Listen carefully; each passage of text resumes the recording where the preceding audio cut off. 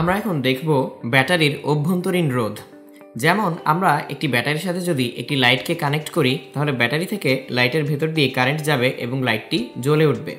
আমরা এতক্ষণ পর্যন্ত ব্যাটারিটিকে এভাবে দেখিয়ে আসছিলাম এবং বাতিকে এরকম রোধ হিসেবে দেখিয়ে আসছিলাম। যেমন এই যদি ব্যাটারিটির ভোল্টেজ হয় 1.5 ভোল্ট এবং এই বাতির রেজিস্ট্যান্স হয় 3 ওহম, তাহলে ওহমস ল অনুযায়ী V = IR। সেখান থেকে আমরা পাবো কারেন্ট হচ্ছে প্রায় 1/2 অ্যাম্পিয়ার। কিন্তু আমরা এখানে ব্যাটারির কোনো রেজিস্ট্যান্স দেখাচ্ছি না, আমরা ধরে নিচ্ছি ব্যাটারির শুধু তড়িৎচালক শক্তি আছে।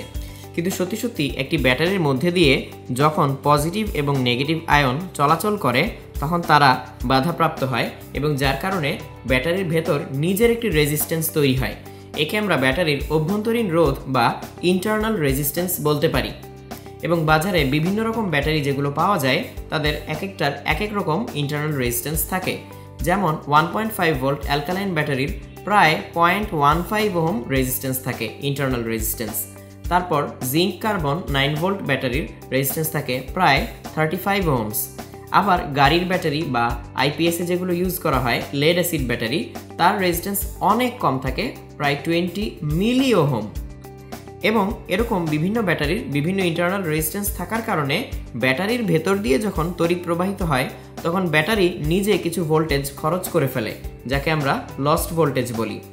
যেমন যদি আমরা একটি বাস্তব ব্যাটারিকে আঁকতে চাই তাহলে আমরা চাইলে এভাবে আঁকতে পারি যে ব্যাটারির ভেতর একটি আদর্শ ব্যাটারি যার কোনো ইন্টারনাল রেজিস্ট্যান্স নেই এবং তার সাথে সিরিজে কানেক্টেড আরেকটি ছোট রোধ, তাহলে এটা হবে আমাদের বাস্তব ব্যাটারি, অর্থাৎ একটি আদর্শ ব্যাটারির সাথে একটি ছোট রোধ কানেক্টেড। তাহলে এবার যদি আমরা বাইরের সার্কিটে কোনো একটা রোধকে কানেক্ট করি, সেই রোধের উপর নির্ভর করে এই সার্কিটে একটি কারেন্ট প্রবাহিত হবে।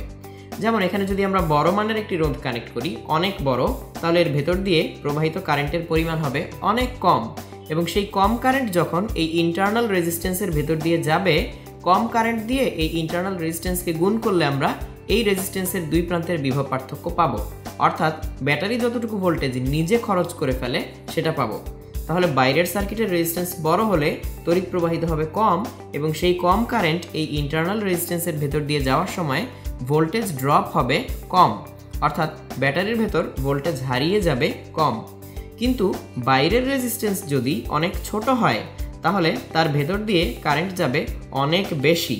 তাহলে এই বেশি কারেন্ট যখন এই ইন্টারনাল রেজিস্ট্যান্সের ভেতর দিয়ে যেতে চাইবে তখন ভোল্টেজ ড্রপটাও হবে বেশি বেশি।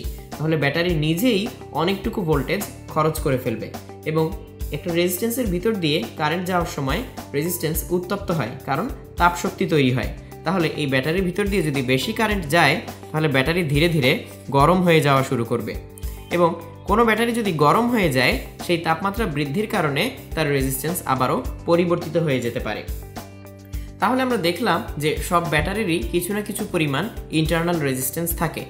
যেখানে মোটামুটি কম মানের কারেন্ট দরকার সেখানে আমরা চাইলে বেশি ইন্টারনাল রেজিস্ট্যান্স সহ ব্যাটারিও কানেক্ট করতে পারি। কিন্তু যেখানে আমাদের একসাথে অনেক কারেন্ট দরকার সেখানে অবশ্যই আমাদের কম ইন্টারনাল রেজিস্ট্যান্সওয়ালা ব্যাটারি ব্যবহার করতে হবে। যেমন আমি যদি ঘড়িতে ব্যবহার করতে চাই তাহলে এই ব্যাটারিটিই যথেষ্ট, কারণ ওর ইন্টারনাল রেজিস্ট্যান্স যাই থাকুক ঘড়িতে খুব কম কারেন্ট দরকার হয়। যেমন খেলনা গাড়ির রিমোটে আমরা চাইলে এই ব্যাটারি ব্যবহার করতে পারি, এর ইন্টারনাল রেজিস্ট্যান্স 35 ওহম হওয়ার পরেও সে রিমোটকে যথেষ্ট পরিমাণ কারেন্ট দিতে পারবে। কিন্তু আমি যখন আইপিএসে কিংবা গাড়িতে ব্যাটারি ব্যবহার করব তখন অনেক যন্ত্রপাতি চালানোর জন্য আমার একসাথে অনেক কারেন্ট দরকার পড়বে, তখন আমি এই ব্যাটারিগুলোর কোনোটাই ব্যবহার করতে পারবো না, কারণ এই ব্যাটারির ভিতর দিয়ে অনেক কারেন্ট গেলে ব্যাটারি অনেক গরম হবে এবং ব্যাটারি নিজে অনেক ভোল্টেজ খরচ করে ফেলবে। তাহলে সেখানে আমি ব্যবহার করব লেড অ্যাসিড ব্যাটারির মতো ব্যাটারি যার ইন্টারনাল রেজিস্ট্যান্স অনেক কম। তাহলে এর ভেতর দিয়ে অনেক কারেন্ট যাওয়ার পরেও ব্যাটারি খুব বেশি গরম হবে না বা ব্যাটারি নিজে অনেক ভোল্টেজ খরচ করে ফেলবে না।